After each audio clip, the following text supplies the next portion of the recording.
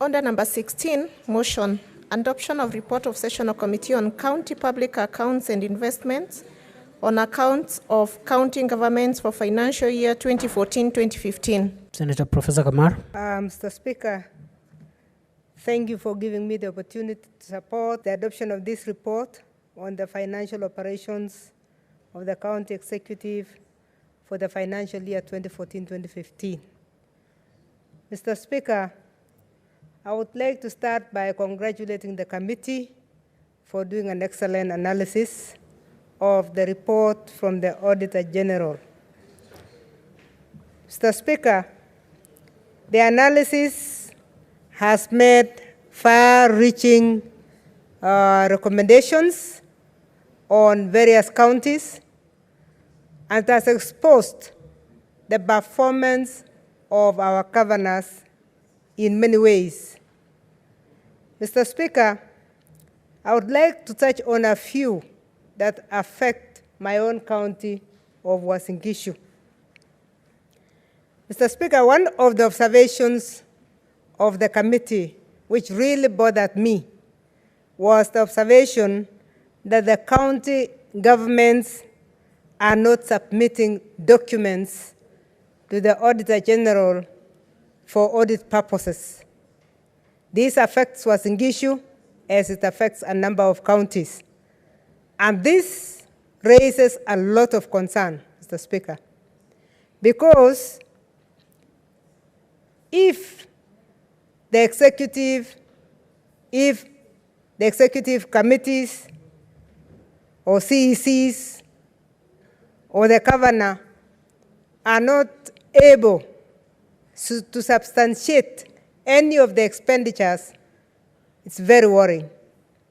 It's extremely worrying that in a number of projects that have been outlined, it is very clear that in my county, documents were not submitted. And it begs the question, why were documents not submitted? How can documents not be submitted if the documents actually exist? Because if the documents exist, then they should be submitted. It is law, and it begs on the transparency and accountability of our counties. Mr. Speaker, I saw a number of projects where the committee observed rightfully that documents were not submitted in my county. Of course, the committee has made the recommendation that the responsible officers should be prosecuted for breach of Section 62 of the Public Audit Act. But the implication of documents not being submitted is more than just prosecuting an officer, because it begs the other questions. Is it that they were not submitted because there is something that is being covered? Is it therefore possible that the other observation which was made, that there were unsupported expenditures, is as a result of the fact that expenditures actually were done and no documents were brought forward? This is very worrying, Mr. Speaker. And as I said, I observed that it is not just my county, but other counties also. So that, to me, is point number one. Why would documents not be submitted? If for sure you have spent the money in the right way, if your expenditure is as per the budget, why would you not be able to submit the documents? The other observation, Mr. Speaker, that was extremely worrying to me is something called unsurrendered interest. When we have unsurrendered interest in millions of shillings, you ask ourselves, is there an accounts department in our counties? Do we have accounts departments that actually watch and inspect their own books to ensure that any officer who is given an imprest comes to surrender. More worrying, Mr. Speaker, is an observation by the committee that it is not only the unsurrendered imprest, but that members of the executive or officers accessed more imprest when they had not surrendered previous imprest. This again should really worry this House, because if an officer can go for a trip, come back, and go for a second trip without surrendering the first imprest, it becomes a bulk that nobody knows whether the trip actually occurred or it did not occur. Mr. Speaker, this is a very worrying trend in the counties. We cannot run counties like entities that do not account to anybody. So it is therefore possible that because of this bulking of imprest around individual officers, it is not possible for them to actually surrender the documents for audit purposes, because that is when the issues will be unearthed. So that, again, becomes a major loophole in the financial management in our counties. Mr. Speaker, the unreconciled, in our case, land rates, receipts, non-reconciliation of collections of revenue. Mr. Speaker, it's so worrying that it appears as though our counties collect money, bank it, and that there is a major difference between what has been banked and what was collected. In fact, another observation that came from the committee is the fact that there seems to be something called direct expenditure. That collection of funding is done, and then it is spent directly. Mr. Speaker, these accounts belong to the year 2014-2015. If expenditure by imprest was actually done in 2014-2015, we cannot take 5 years to collect receipts. We cannot take 5 years to surrender imprest. It means there is something that may be deeper than what we are seeing. And I want to thank the committee, because they went further to even interview these executive officers. They interviewed governors in the hope that they would recover more documents even after the audit was done. And it looks like they were not getting anywhere. They were not getting documents. The documents that were not surrendered to the Auditor General don't seem to have been found even before they appeared before our committee in this House. What is that, Mr. Speaker? Is that impunity, or what is that? Because if we take 5 years to actually make an officer account, then really, how do we, as counties, behave? Spending at source is against the law in this country. You cannot just collect money and spend. So unfortunate that my county was part of the counties that have been stated as among those who do direct spending of revenue. And the documents cannot lie. The documents that were presented by the county itself showed that there was collection of revenue to the tune of 800 million and 133. a colossal 103 million was not surrendered. What does that tell us, Mr. Speaker? Are we still looking for the documents? Are we still waiting for the documents? Are we still waiting for the accountability? Or what exactly is going on? I am picking the clearing issues in my own county. But as I looked, I tried to compare because I was starting to worry that I seem to be coming from a county that doesn't seem to account to anybody. I discovered that the other counties are also doing the same. So we need to ask ourselves, what exactly is going on in our counties? Does the executive in the county believe that there is no need to account to anybody? And how can we bring them on track so that accountability can be part of our life?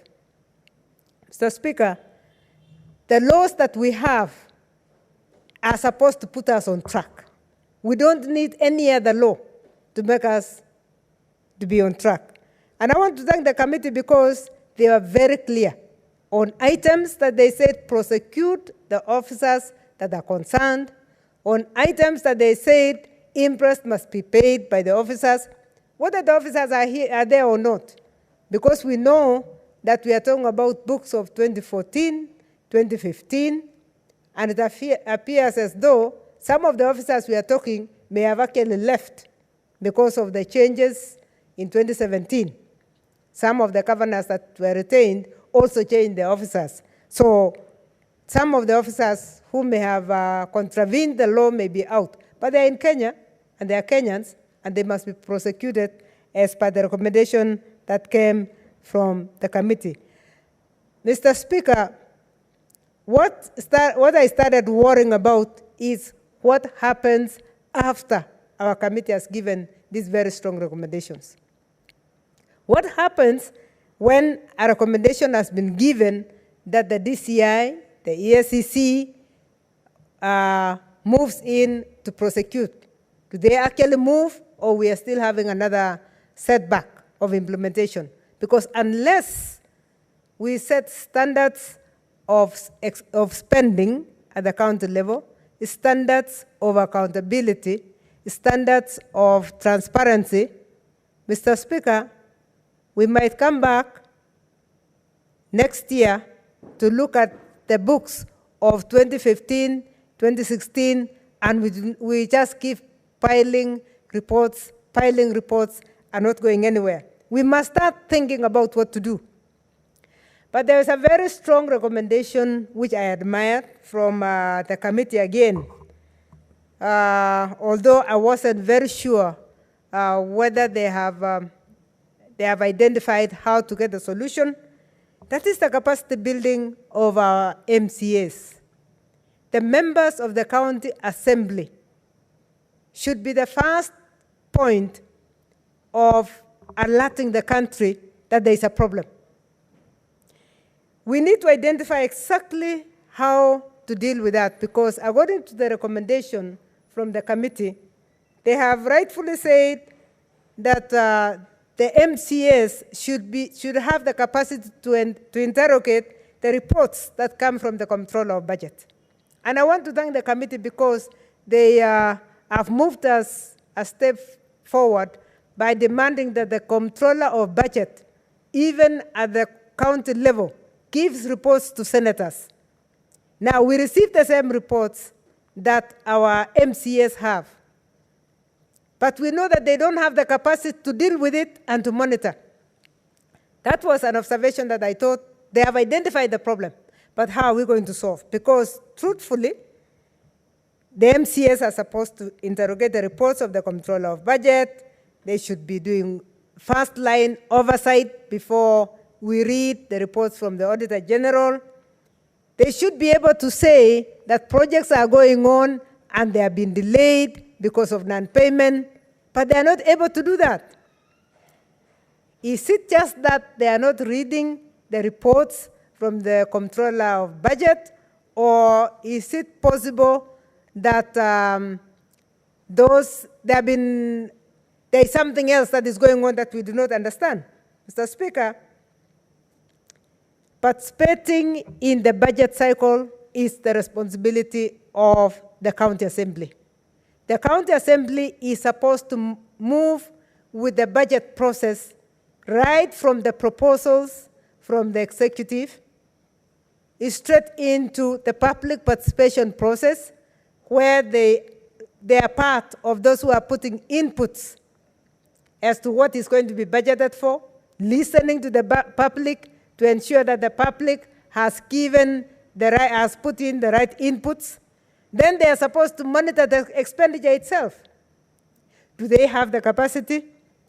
Mr. Speaker, whereas I believe the committee observed very well that the capacity of our MCS must be built, they have given the job to the wrong group, because they are saying the national government entities should be giving them capacity. I think we need to design another way, and this Senate must come up with a structured policy of how our MCS, new or old, must be given capacity building. I know that we got a parliamentary training center. Mr. Speaker, it is also worrying, and maybe if there'll be change in the Constitution, this is one thing that must be changed completely, and that is to ensure that the qualification of the MCA is exactly the same as the qualifications of the people that are doing oversight on. Because we realized that there was a qualification cutoff that was given to the MCAs as well as the governor, but qualifications that were given to the CECs and the governor, degrees, and then they said anybody can be an MCA. So some of the MCAs are really feeling intimidated by this. Some of the MCAs are not able to perform just because of that. And I think it is really very important that we make sure that they are of the same level so that they can interrogate properly. Finally, Mr. Speaker, my observation was on payment of incomplete projects. Incomplete projects are a clearing problem, which is clearing in my county, Mr. Speaker. Incomplete projects mean we have no value for money. I am happy with the recommendation from the committee that the responsible persons must, and the investigators and the contractors must be investigated. Because when you pay for an incomplete project and you have gone to observe, people went to inspect, and they actually gave a report that the project can now be paid. There seems to be a whole chain of events here. You have a contractor, you have the accounting officers, you have the auditors, you have the accounts department. How can it happen that you actually pay for a project that is incomplete? It is a very, very sad situation. And when I saw this, I was really saddened that actually money has gone, and money was released even before the projects were completed. Mr. Speaker, I really support the report. Thank you.